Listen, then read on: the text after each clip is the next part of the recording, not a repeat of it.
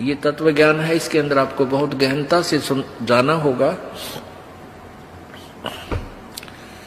अब क्या बताना चाहते हैं? अब कबीर परमेश्वर का ज्ञान गरीबदास जी बता रहे हैं। सार वस्तु तो अंदर लीनी, सुख जमीन को दीक्षा देनी, सुख जमीन मिलती ना भाई, स्वाति सीब सब ऐड़ी जाई। सुख जमीन की टक्कर लागे, जब मोती सो है गल धागे, खारा नीर गंध हो जावे है, दो पड़ खुले कौन चितावे। सुख जमीन सतगुरु जल माही, स्वाति सीप का मेल कराही, ऐसे सतगुरु मिले जिज्ञासी, जद पावे वो पद अविनाशी। सुख जमीन सतगुरु हो आया, जिन ये भेदी भेद बताया, क्रम कुसंगति खारा नीरा, मोती खंड होत नग हीरा, बैरागर धम गिरती पावे, चलता हीरा तुरत लखावे, धम गिरती हीरे को जाने, यूं सतगुरु लावे चोट निशाने। अभी आपको बताया था कि एक सीप होती है, और सीप जब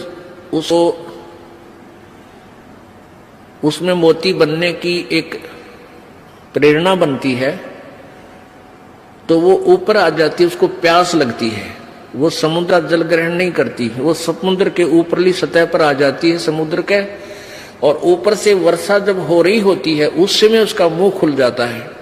जिस हो रही हो तो खुला हो, तो उसमें वर्षा हो रही हो तो उसमें से वो बूंद ग्रहण करते, उसको स्वाति बूंद बोलते हैं, स्वाति। और उसको फिर वो मुंह बंद हो जाता है, उसके अंदर मोती बनना शुरू हो जाता है। मोती बनते बनते क्या होता है, फिर उसका दोबारा मुंह खुलना शुरू हो जाता है स्वाति सीप का, और उसके ऊपर एक मांस का एक पर्दा सा छा जाता है। मोती के स्वाति के ना उस सीप के मुंह पे एक मांस का पर्दा सा, एक जैसे मकड़ी का जाड़ा देखा हो आपने, सफेद सफेद सा कपड़े जैसा होता है, ऐसा एक मांस का ऊपर कवर सा लग जाता है, और अंदर वो मोती बन जाता है। अब मोती स्वाति भी मिल गई और सीप भी है। अब क्या बताते हैं कि जब वो मोती परिपक्व हो जाता है अंदर, तो उस सीप के अंदर से एक विशेष महक आनी शुरू होती है मांस की, पके हुए जैसे मांस की। तो एक बहुत ही पतले से मुंह की एक मछली होती है, पतले से, उसको सुकचमीन बोलते हैं। पतला सा मुंह, पेन कैसा हो उसका मुंह। तो वो क्या करती है, मांस खाने के उद्देश्य से उस सीप के, उस मांस का कवर के ऊपर पर्दा सा होता है, उसको खाने के लिए उसमें टक्कर मारती है, उसको खाना चाहती है। वो लगते ही वो पर्दा सा फट जाता है और मोती उसमें से निकलकर समुद्र में गिर जाता है। अब क्या बताते हैं, कितना गहरा ज्ञान है इस दो अक्षर में, दो लाइनों में। सार वस्तु तो अंदर लीनी, सुख जमीन को दीक्षा देनी, सुख जमीन मिलता ना बाही, स्वाति सीप सब ऐड़ ही जाही। सुख जमीन की टक्कर लागे है, जब मोती सो है गल धागे। अब क्या बताते हैं, मनुष्य जीवन भी आपके पास है और सतगुरु भी मिल गया आपने, आपको सही मंत्र भी मिल गया, और यदि सारनाम नहीं मिला तो भी आपका यो मंत्र भी और आपका जीवन भी दोनों व्यर्थ, जो पहले दूसरे द्वितीय मंत्र तक। अब कहने का भाव ये है कि जैसे वह मोती सीप तो समझो शरीर है, और स्वाति समझो मंत्र आपको मिल गया सतनाम, और मोती बन गया। और सुख जमीन मिलता ना भाई, स्वाति सीप सब ऐड़ ही जाए। सार नाम आपको नहीं मिला है, और आखिरी सांस तक आपकी इसके अंदर श्रद्धा, पूरे गुरु जी में श्रद्धा, यानी आखिरी सांस तक इसकी जाप नहीं किया।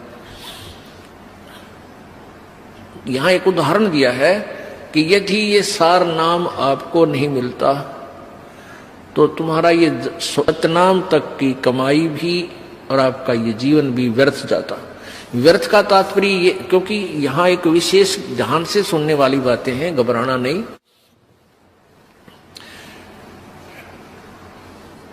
अब जैसे आपको सतनाम मिल गया और सारनाम मिला नहीं और आपकी मृत्यु होगी। पहली बात तो यह है कि परमात्मा उस प्राणी की मृत्यु नहीं होने देगा। कबीर भगवान के हाथ में पूरी कलम है। जमजो राजा से डरे मिटे कर्म के लेख, अदली अदल कबीर है, असल कबीर है ये कुल के सतगुरु एक। ये नहीं आपके जीवन नहीं जाने देंगे, पूरा काम करके और तब आपको यहां से फारिग करेंगे। ये इनकी समर्थता है। और जो बकवाद करते हैं, नाम भी ले रहे हैं, सही ठिकाना यानी सही श्रद्धा से नहीं है, वो जा भी सकते हैं। वो फिर परमात्मा उनको पकड़ नहीं करता। भक्ति भी करते हैं, श्रद्धा ठीक नहीं है, पूरी नहीं बन पाई है, तो मृत्यु भी हो जाएगी। तो उनको फिर वैसे तो व्यर्थ हुआ क्योंकि सारनाम मिला नहीं, लेकिन फिर भी वो ऐसा व्यर्थ नहीं होगा जैसे औरों का होता है। उन अन्य साधकों से चाहे 1000 वर्ष तक तपस्या और अन्य पूजाएं करके चले गए, उनसे भी आपका जो मंत्र की कमाई है वो असंख्य गुना घनी आपके पास है। न जाने कितने दिन स्वर्ग में रहोगे या कहीं और दूसरे लोकों में राजा बन जाओगे, तो ये व्यर्थ है गया, यानी जो उद्देश्य था वो पूरा हुआ नहीं। अब ये एक उदाहरण देना चाहते हैं आपको गहराई से समझाने के लिए। जिनको ये तीनों नाम प्राप्त है वो प्राणी के लिए ये चैप्टर आज चल रहा है। सुकच मीन मिलता ना भाई, स्वाति सीब सब ऐल ही जाई। सुकच मीन की टक्कर लागे, सुकच मीन मिलता ना भाई, स्वाति सीब सब ऐड ही जाई। सुकच मीन की टक्कर लागे है, जब मोती सो है गल दागे। अब सुकच मीन ने उस सीप के उस मांस के टुकड़े को खाने के उद्देश्य से टक्कर मारी, वो खड़क दे ही मोती नीचे निकल गया।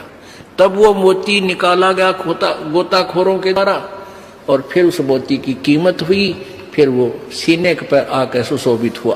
परमात्मा हमें बताना चाहते हैं कि पूरी साधना पूर्ण सम से प्राप्त करके ही आप परमात्मा के दरबार में सुशोभित हो पाओगे, अर्थात पूर्ण मोक्ष प्राप्त करोगे। फिर आगे क्या बताते हैं, पूरे गुरु के बिना ये काम नहीं बनता। सुकच मीन सतगुरु हो आए, जिन ये भेदी भेद बताया। कर्म कुसंगति खारा नीरा, मोती खंड होत नग हीरा। बैरा गर्दम गिरती पावे, चलता हीरा तुरत लखावे। दम गिरती हीरे को जाने, न्यो सतगुरु लावे चोट निशाने। अब ये हीरा जो होता है ना, एक हीरा ये पत्थर में बन जाता है, पत्थर में होता है, पहाड़ में। और इसकी इतनी ताकत होती है इसमें, ये कुछ ऐसी गर्मी पाकर के वहां पहाड़ की, और ये पत्थर को फोड़ता उसके अंदर से चल चल चल करता हुआ चल पड़ता है, जिधर भी इसकी दिशा बन जाती है। तो पहले राजा लोगों के पास एक धमगिरती होते थे। धमगिरती वो क्या होती है, उनके अंदर एक ऐसी कॉमन सेंस होती है, ऐसी उनकी सुरती लगती थी। वो ध्यान से यानी अपनी ऐसी सुरती को पत्थर से पहाड़ पर तचा देते थे कि वो हर उस पत्थर की उस हीरे की दिशा को बता देते थे कि ये इधर को चल रहा है। अब जैसे उनके पास बैठ जाते पहाड़ के, और उस आवाज से अंदर हो रही आवाज बहुत गहरे, किसी को नहीं सुन रही वो बाहर, उसकी सुरती उससे कनेक्ट हो जाती, और वो फिर सुनता है ऐसे कान से लाकर कि वो इधर उसकी दिशा है, वो बता देता इधर आ रहा है, इस स्पीड से आ रहा है। तो आगे जाके राजाओं से बता देते थे कि यहां एक खोद दो, इसको गड्ढा इस पहाड़ के बीच में या खुदाई करवा दो, ये वहां तक इस समय में पहुंच जाएगा। तो वहां जाकर के आगे उसको पत्थर को कटवा देते थे राजा लोग मजदूरों से फटाफट, और वो हीरा आता और उसके अंदर से आके, क्योंकि आगे रास्ता उसको मिलता नहीं, गड्ढे में खड़क दे ही निकल जाता, वो हीरा फिर राजा लोग प्राप्त कर लेते थे। तो क्या बताते हैं, बैरागर धम गिरती पावे चलता